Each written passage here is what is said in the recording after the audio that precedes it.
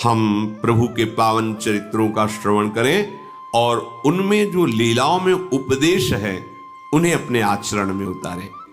राम लक्ष्मण और सियाजू गंगा जी के समीप आए। चतुर केवट नाव 10-20 कदम गंगा जी के बीच में। प्रभु ने कहा ऐसा क्या है भाई, या तो उस पार ना होती या इस पार ना होती, बीच में लगा, नाव लाओ ना किनारे। नहीं प्रभु मैं नहीं आऊंगा। भाई क्यों? प्रभु हमने आपका रहस्य जान लिया है। तो तूने क्या रहस्य जान लिया मेरा? प्रभु तुम्हारे सांवले चरणों में बड़ा जादू है। ऋषि मुनियों से सुना है, अपने निषाद राज से भी सुना है, और नगर के लोग भी कह रहे थे। तो आपके चरणों में, चरण रज में बड़ा जादू है। नहीं क्या जादू है? सुना है गौतम ऋषि की पत्नी जो शिला रूप में थी, आपका चरण स्पर्श हुआ, सुंदर नारी बन गई। प्रभु शिला नारी बन गई तो काठ को नारी बनने में कितना देर लगेगा? वो वैसे ही लड़का बच्चा से घर में, हम उसके पालन पोषण में परेशान है, और अगर नाव जिससे पालन पोषण करते वो भी नारी बन गई तो समस्या और बढ़ जाएगी। ना ना, हम तो नाव नजदीक लाने वाले नहीं, तरनी मुनि घरनी हो जाई, बाट परे मोरी नाव उड़ाई, ये ही प्रतिपालो सब परिवारू, नहीं जानो कछु और कबारू। मेरे और कोई धंधा नहीं, कोई व्यापार नहीं, ये गंगा पार करता रहता हूं, जो कुछ मिल जाता है परिवार चलाता हूं। ये नाव भी स्त्री बन गई तो खर्चा डबल बढ़ जाएगा, व्यापार बंद हो जाएगा, ये नहीं हो सकता। प्रभु ने कहा कि तो तुम कैसे राजी होगे? पार तो तुम्हें करना ही होगा, क्योंकि दूसरी नाव यहां दिखाई नहीं दे रही। एक बात है प्रभु, अगर आप पारे वास्तविक जाना चाहते हो, देख लो, जो भव समुद्र से पार करने वाले हैं उनसे केवट, अगर पार ही जाना चाहते हो तो एक बार हमें चरणों को धोने का अवसर दीजिए। मैं धो के देख लूंगा कि कहीं इसमें वो जादू काम तो नहीं कर रहा। मैं जल्लाऊं कठौते में, चरण धोऊंगा। अगर कठौता स्त्री बन गया तो कोई घाटा नहीं होगा, क्योंकि नाव हमारी सुरक्षित रहेगी, आने जाने से वो मिलता रहेगा और परिवार चलता है। अगर कठौता स्त्री नहीं बना और हमने चरण धो लिया, फिर नाव में बैठा लेंगे कि वो केवल शिला ही नारी बन सकती, एक काठ जो है नारी नहीं। भगवान बहुत मुस्कुराए रहे कि यार बड़ा विनोदी है ये केवल। जो प्रभु पार अवश्य गा चाहो, मोहि पद पदुम पखारन का।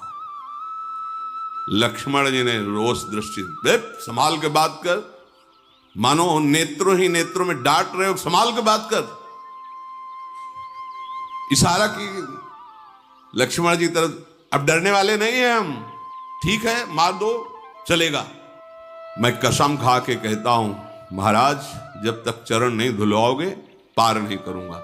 और ये लखनलाल जी, मारना चाहते हो ना, मारो मारो, मेरा सौभाग्य है। इसमें क्या सौभाग्य है? जब मारेंगे तुम्हें तो सौभाग्य क्या होगा पता है तुम्हें? कहां मर रहा हूं? गंगा जी में, सीधे गंगा जी में। मार कौन रहा है? राम जी का भाई लखन। अपराध क्या है? केवल चरण पखारना चाहता है। साक्षी कौन है? स्वयं राम जी। मारो मारो, हमें कोई परवाह नहीं। केवट की बात सुनकर लक्ष्मण जी भी शांत हो गए कि बड़ा विवेकवान है, मुझे कोई इसमें फर्क, मेरा तो अहोभाग्य आज होगा ही होगा, या तो मारो तो अहोभाग्य, नहीं तो चरण पखारेंगे अहोभाग्य। अब मुझे कोई मेरे भाग्य से विचलित नहीं कर सकता है। प्रभु ने कहा भाई तुम्हारी नाव ना स्त्री बने और मुझे पार जाना ही है, तुम उपाय कर लो। कृपा समुद्र भगवान श्री राम मुस्कुरा कर बोले भैया तू वही उपाय कर जिससे तेरी नाव बच जाए। तुझे चरण ही पखारना है, जल्दी कर, चरण धो और मुझे पार उतार दे। देखो प्रभु का कृपा प्रसाद प्राप्त करके तुरंत भवसागर से पार हो जाते हैं जन। आज प्रभु निहोरा कर रहे केवट से, मुझे पार कर। जासु नाम सुमिरत एक बारा, उतरहि नर भव सिंधु अपारा।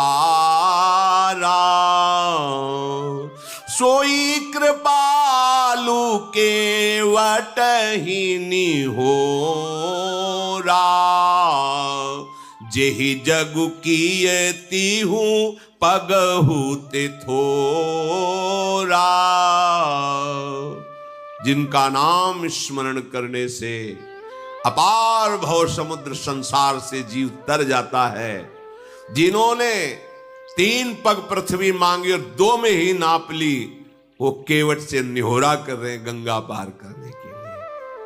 परम कृपालु प्रभु जी के वचन सुनकर गंगा जी भी अंदर ही अंदर बड़ी आनंदित हो रही कि मैं जिनकी चरण धोवन हूं, प्रभु निहोरा कर रहे मेरे से पार जाने के लिए।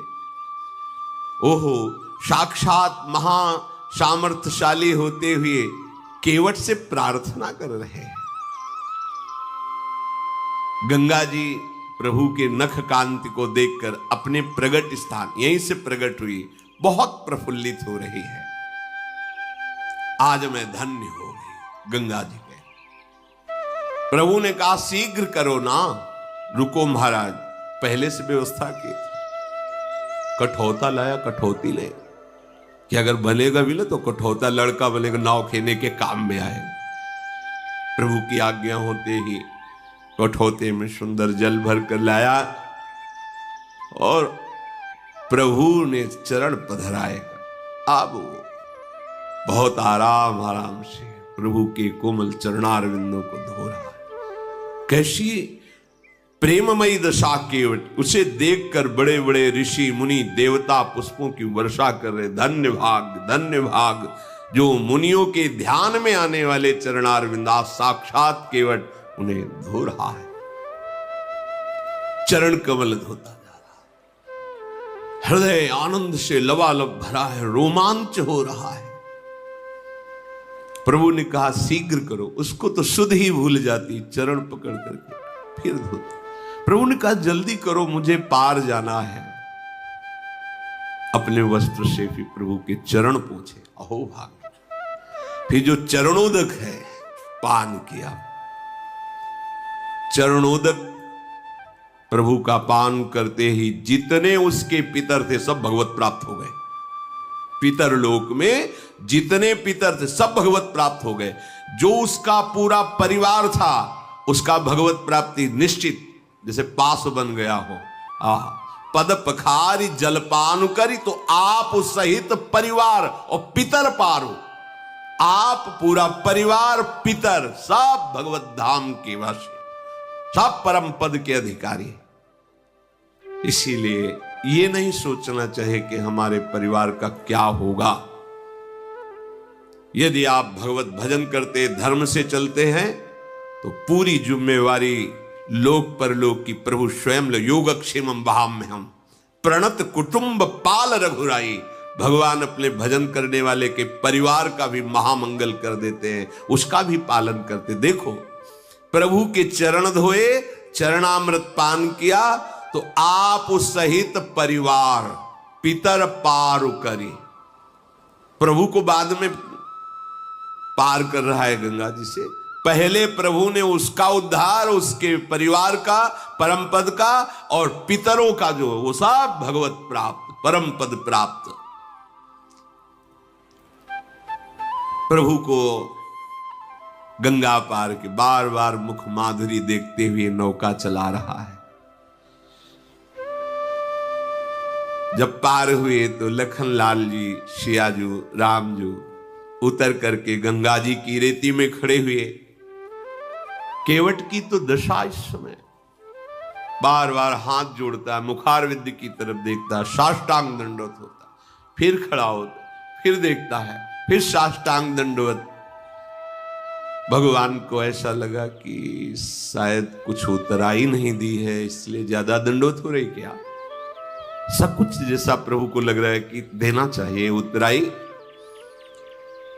प्रभु सकुच यही कछु नहीं देना, इसको तो कुछ दिया नहीं। देखो हमारे प्रभु का स्वभाव देखो, सब कुछ दे दिया पर क्या सकुच है, इसको कुछ दिया नहीं। इसीलिए इनके समान केवल यही है, उसको परम पद, उसके परिवार को परम पद, उसके पितरों को परम पद, देवता ऋषि मुनि केवट की प्रशंसा करके पुष्प बरसा रहे, जगत बंदनी बना दिया। और प्रभु को सकुच क्या है? प्रभु इस सकुच यही नहीं कछु, इसको तो अभी कुछ दिया नहीं है।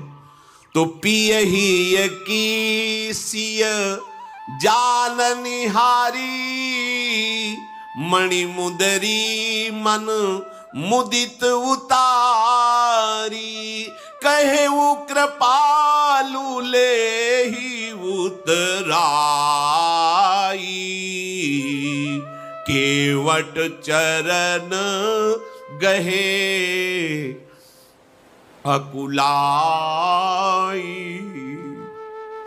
नाथ आजू मैं काह न पावा, मिटे दोष दुख दारिद दावा, बहुत काल में किन्ह मंजूरी, आजू दीन विधि बनी भली पूरी, अब कछु नाथ न चाहिए मोरे, दीन दयाल अनुग्रह तोरे। प्रभु के हृदय की बात जानने वाली सियाजू ने अपनी अंगूठी उतारी जो मणि जटित थी, कहा प्रभु दे दीजिए। प्रभु से अंगूठी के लेकर कहा ये उतराई ले लो, विकल हो के चरणों में, प्रभु अब कुछ नहीं चाहिए, आपने जो दिया है, बहुत जन्म जन्म से मेहनत करता रहा, जन्म जन्म न जाने किस योनि में गया, क्या क्या कर्म किए, नाथ आज हमें पूरी मंजूरी मिल गई। क्या पूरी मंजूरी क्या है? आपके चरणारविंद का स्पर्श, आपके चरणों की सेवा और आपके चरणों का प्रेम। अब नाथ मुझे कुछ, अब मैं तृप्त हो गया हूं, अब कृतकृत्य हो गया हूं, अब कोई चाह नहीं रह गई है। नाथ आपको पा लिया तो आज सब कुछ पा लिया, अब कुछ पाना बाकी नहीं रहा। मेरे दोष, मेरे दुख, मेरी दरिद्रता सब नष्ट हो गई। आपके चरणों का स्पर्श करते ही मेरे हृदय में जो परमानंद, अब इससे बढ़कर कोई भेंट नहीं है। दीनदयाल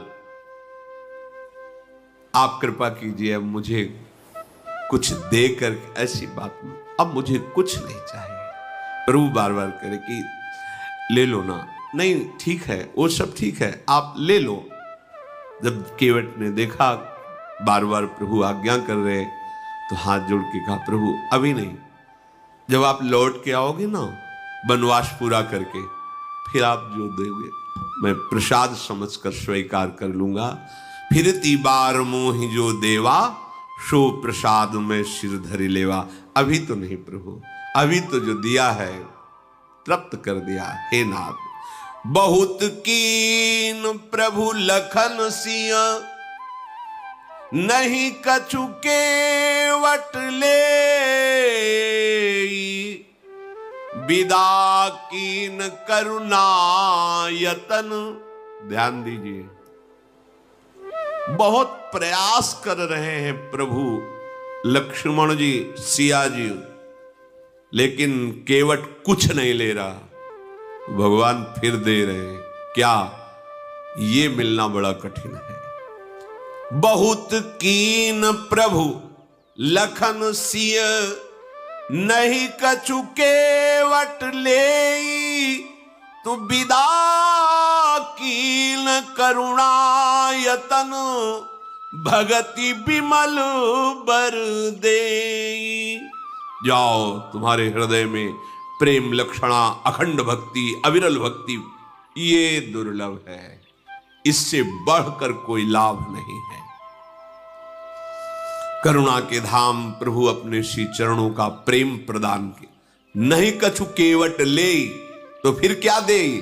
प्रेम पाई रस भक्ति गूढ़ जुग जुग जग दुर्लभ भव इंद्रादि विधिम आगम अरु निगम पुराण अगोचर, वो महाप्रेम। फिर रघुनाथ जी ने महादेव जी को शरणवा करके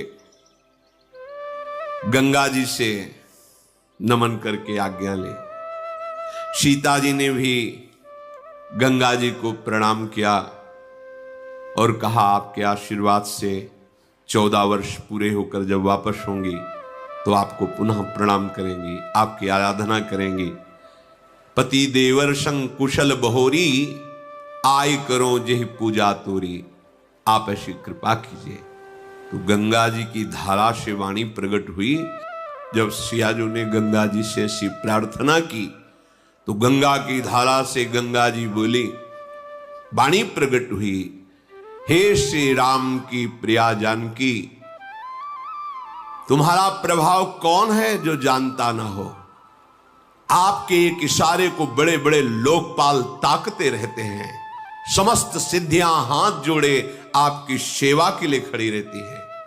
फिर आपने मेरी विनय की, ये तो आप मुझ पर कृपा कर रही हैं, मुझे बड़ाई दे रही हैं। पर हे देवी, मैं आज अपनी वाणी को सफल करने के लिए आपको आशीर्वाद देती हूं। प्राणनाथ भगवान श्री राम, देवर श्री लखनलाल और आप सकुशल अयोध्यापुरी लौटेंगी। तुम्हारी संपूर्ण मनोकामनाएं पूर्ण होंगी और तुम्हारा सुंदर यश जगत भर में छा जाएगा। मंगल के मूल गंगा जी के वचन सुनकर के गंगा जी को अनुकूल देखकर सीता जी बहुत आनंदित हुई। प्रभु श्री रघुनाथ जी ने निषाद राज गुह से कहा, भैया आपकी सेवा बहुत हुई, पिताजी ने हमें जो वनवास का आदेश किया है, आप साथ मत चलिए, आप वापस जाइए। निषाद राज गुह का तो मुख सूख गया, हृदय में भारी जलन हुई, चरणों में गिर पड़ा और कहा, प्रभु मेरी विनय सुनिए, कुछ दिन आपके साथ रह लूं। आपको पता नहीं है कौन मार्ग कहां कैसे, मुझे पता है। मैं आपको मार्ग दिखाऊंगा, जहां आप रुकेंगे सुंदर पर्णकुटी की रचना करूंगा। और प्रभु कंदमूल फलों की मुझे पहचान है, मैं लाके आपकी सेवा में। प्रभु मैं अभी तो नहीं जा सकता, अगर अभी आप कहेंगे तो जीवित रहना असंभव है। प्रभु ने निषाद राज गुह की ओर देखा कि प्रेम विकल है। प्रभु ने कहा, तो ठीक है, चलो कुछ दिन हमारे साथ चलो। बड़ा प्रसन्न हुआ, एक क्षण भी भगवान का साथ मिल गया, धन्य अहोभाग्य हो गया। फिर सेवा, फिर कई दिन सानिध्य और फिर निरंतर सानिध्य। तो ये उपासना निरंतर सानिध्य प्रदान करती है। छिन छिन बिहरत संग, छिन छिन निरखत प्रेम भरी, छिन जस कहत अभंग, यह जो कृपा हरिवंश की। प्रियालाल प्रतिपल साथ रहते हैं, कभी बिछुड़ना नहीं, आनंद ही आनंद। ये सब बिछुड़ने वाला देश है।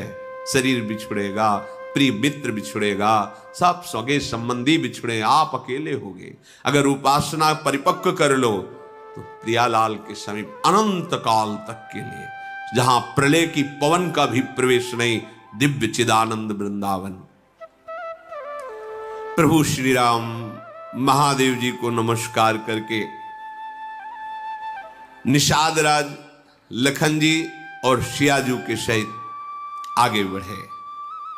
उस दिन सुंदर एक पेड़ के नीचे निवास हुआ।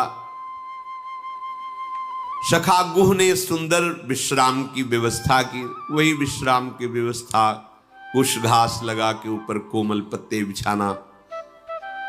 फिर प्रातःकालीन प्रभु ने दिनचर्या की, आगे बढ़े तो तीर्थराज प्रयाग के दर्शन हुए, दूर से दिखाई दिया। फिर शिष्य आगे, श्री राधा वल्लभ लाल की।